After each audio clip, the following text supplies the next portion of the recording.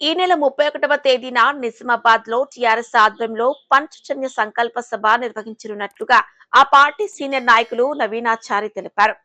ఈ మేరకు ఆయన మాట్లాడుతూ టీఆర్ఎస్ ఆవిర్భవించిన తర్వాత మొదటిసారిగా నిజామాబాద్ గడ్డపై కల్వకుంట్ల కవిత పాత కలెక్టరేట్ గ్రౌండ్ లో మధ్యాహ్నం 3 గంటలకు ఈ సభ నిర్వహించనున్నట్లుగా తెలిపారు. ఈ సభకు పార్టీ నాయకులు ప్రజలు తరలివచ్చి విజయవంతం చేయాలన్నారు. ఉచిత విద్య, వైద్యం, ఉపాధి, సామాజిక తెలంగాణ, వ్యవసాయం అనే 5 అంశాలపై తమ పార్టీ మొట్టమొదటిసారిగా తమ పార్టీ అధినేత కల్వకుంట్ల కవిత పంచజన్య సభకు సంకల్పించారని, ఈ సభకు తెలంగాణ రాష్ట్ర వ్యాప్తంగా ఆయా జిల్లాల నుండి పెద్ద ఎత్తున తమ అధినేత్రి కల్వకుంట్ల కవిత అభిమానులు హాజరు కానున్నారని, ఈ సభ ద్వారా ప్రభుత్వం ప్రతిపక్షాలకు కనువిప్పు కలిగేలా ప్రసంగించనున్నారని ఆయన స్పష్టం చేశారు.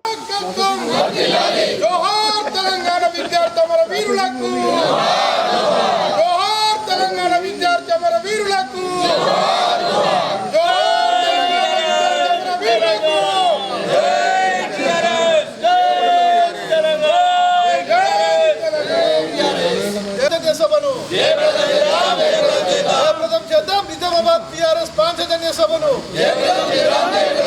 కవితక్క గారి నాయకత్వం, కవితక్క గారి నాయకత్వం. జై తెలంగాణ, జై తెలంగాణ.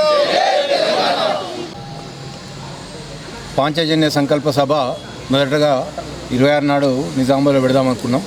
ఆ రోజు ఈద్ మిలాద్ రావడం 30 నాడు అనుకున్నాం. ఆ రోజు మనకు బోనాలు 30వ తారీఖు నాడే ఆదివారం నాడు లాస్ట్ బోనాల పండుగ ఉంది కాబట్టి ఈ రెండు చూసి 31 నాడు కవితమ్మ గారు నిర్ణయించడం జరిగింది.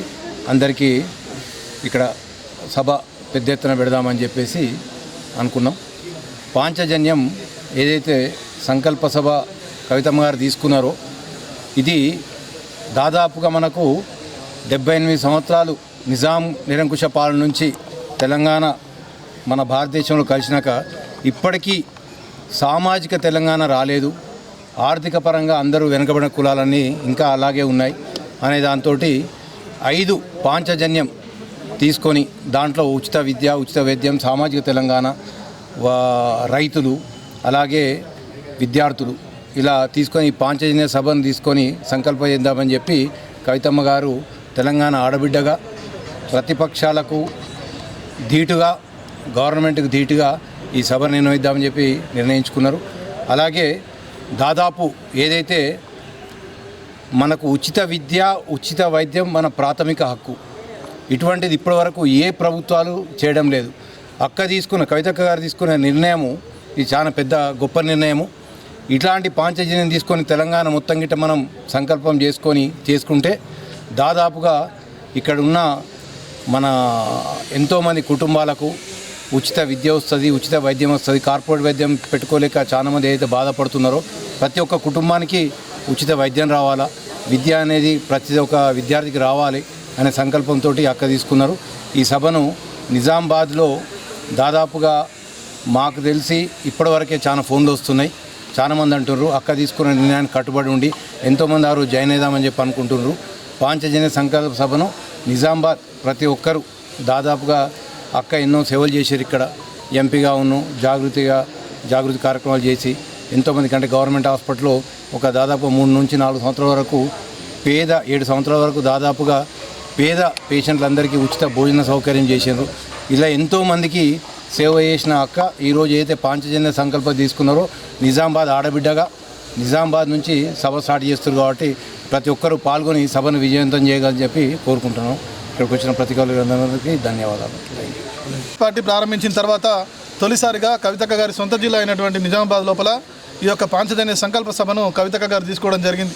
టీఆర్ఎస్ మూల సిద్ధాంతాలు ఏవైతే ఉన్నాయో తెలంగాణ రక్షణ సేన పార్టీ నుంచి 5 మూల సిద్ధాంతాలను తీసుకున్నారు. ఇంతకుముందు రాగన్న చెప్పినట్టు విద్య, వైద్యం, ఉపాధి, అదేవిధంగా వ్యవసాయం, దాంతోపాటుగా సామాజిక న్యాయం.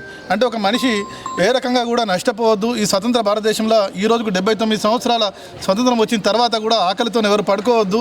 అదేవిధంగా విద్య, వైద్యం మనం ఈ రోజు కూడా అనుకుంటూ ఉంటాం. ఏమనుకుంటాం? గవర్నమెంట్ స్కూల్ ఉన్నాయి కదా, గవర్నమెంట్ హాస్పిటల్ ఉన్నాయి కదా, గవర్నమెంట్ ఇస్తున్నాయి కదా ఉచిత విద్య అని చెప్పి. ఎంతమంది గవర్నమెంట్ స్కూళ్ళకి తమ పిల్లల్ని పంపుతున్నారు? ఎంత క్వాలిటీ ఎడ్యుకేషన్ దొరుకుతూ ఉన్నది? అదేవిధంగా ఎంతమంది గవర్నమెంట్ హాస్పిటల్కి వెళ్తూ ఉన్నారు? అంటే ఒక వ్యక్తి, ఒక మామూలు కుటుంబం వాళ్ళు సంపాదించిన ప్రతి దాంట్లో కూడా దాదాపు 80 పైసల వరకు ఈ విద్యకు వైద్యంకే ఖర్చు అవుతుంది. వాళ్ళ కొద్ది గొప్ప కూడబెట్టుకున్నా కూడా ఎవరో ఒకళ్ళు హాస్పిటల్కి పోతే వారం రోజుల లోపల ఉన్న పైసలన్నీ కూడా అయిపోయే పరిస్థితి ఉన్నది. దాంతోపాటుగా సామాజిక న్యాయం వేల సంవత్సరాలుగా ఈ దేశంలో వేలునుకున్నటువంటి కుల వ్యవస్థ ప్రతి ఒక్కరిని కూడా ఈ రోజు కూడా ప్రతి ఒక్కరు కూడా కుల వ్యవస్థకు బాధితులుగా ఉన్నారు. కాబట్టి సమాజంలో అందరూ సమానంగా ఉండాలి, ప్రతి ఒక్కరు కడుపు నిండా భోజనం చేయాలి, నాణ్యమైనటువంటి వైద్యం పొందాలి, అదేవిధంగా తమ పిల్లల్ని మంచిగా చదివించుకోగలగాలి, కడుపు నిండా అన్నం తినాలని చెప్పి ఈ యొక్క పాంచజన్య సిద్ధాంతాలను తీసుకొని కవితక్క గారు ముందుకు పోతా ఉన్నారు. తెలంగాణ వచ్చిన తర్వాత తెచ్చుకున్న తెలంగాణ లోపల ఏ వర్గాలకైతే అన్యాయం జరిగిందో, ఏ వర్గాలైతే నష్టపోయినాయో వాళ్ళందరికీ న్యాయం చేసుకుంటూ అమరవీరుల కుటుంబాల నుంచి, ఉద్యమకారుల కుటుంబాల నుంచి ప్రతి ఒక్కరిని కూడా మనం కాపాడుకుంటూ ముందుకు పోవాల్సినటువంటి అవసరాన్ని గుర్తించి వాళ్ళ పాంచజన్య సిద్ధాంతాన్ని తీసుకొని కవితక్క గారు పార్టీ పెట్టడం జరిగింది. పెట్టిన తర్వాత తొలిసారిగా నిజామాబాద్ వస్తూ ఉన్నారు. వారు తీసుకున్నటువంటి రాజకీయ నిర్ణయాన్ని కూడా వెన్నుదన్నుగా ఉండి కడుపున పెట్టుకొని కాపాడుకున్నది నిజామాబాద్ జిల్లా. ఈ నిజామాబాద్ పార్లమెంట్ నియోజకవర్గం ఈ నిజామాబాద్ జిల్లా లోపల తొలిసారిగా వారు ఇక్కడ సభ పెట్టి దాన్ని ప్రారంభించుకోబోతా ఉన్నారు. పాంచజన్య సంకల్ప సభలు ఏవైతే నిజామాబాద్లో ప్రారంభించుకుంటున్నారో మిగతా జిల్లాలన్నింటిలో కూడా చాలా పెద్ద ఎత్తున జరుగుతాయి. ఆగస్టు 31వ తేదీన కలెక్టర్ గ్రౌండ్లో జరుగుతున్నటువంటి సభకు చాలా పెద్ద ఎత్తున రావాల్సిందిగా ప్రజాస్వామికవాదులను, తెలంగాణ ప్రేమికులను ప్రతి ఒక్కరిని కూడా పేరు పేరున ఆహ్వానిస్తూ ఉన్నాం.